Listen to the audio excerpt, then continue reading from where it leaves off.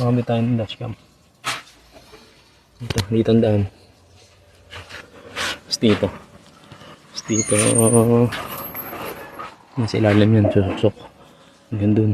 Dito, suksok dito. Kabit tayo ng dashcam. Ito, dito nakalagay ito. Dito natin pinadaan. Suot lang sa mga wire dyan. Then dito. Yan.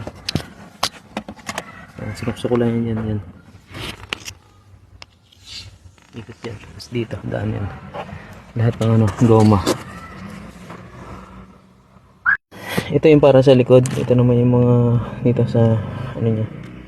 Dito sa bracket niya. Tapos ito yung rear cam. Then yung unang kinabit natin ito. Yung pinadaan natin dyan sa ilalim. Yan dito.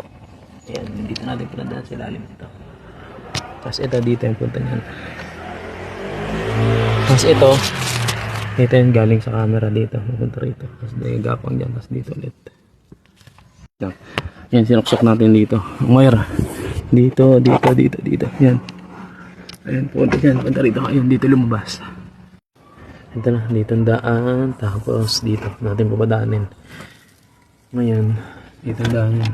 Lalagyan natin ng alambre. Papasok. Tapos dito. Gawa tayo ng ganito, tapos titipan. Kasi, ayan, nilampas ko na dyan. Bukaan ko dito. Yan, natipan ko na. Ipapasok lang to dito. Ganyan. Para lumapas na sa kabilang dulo. Ayan, pinasok ko na dito. Kasi, ilahin na lang yan. Ito, ang dulo. Ito na nakabit na dito. Ito ang problema natin. Ito naman, reverse. Kailangan nagkoconnect natin dito sa reverse light din na pula. Ayan, nagkoconnect lang. Ito na, nakabit na namin sa reverse light na pula. Positive para magka-signal siya. Tapos gapang dito, tapos dito. Oo nga, maganda rin sa loob. Dito natin lagay.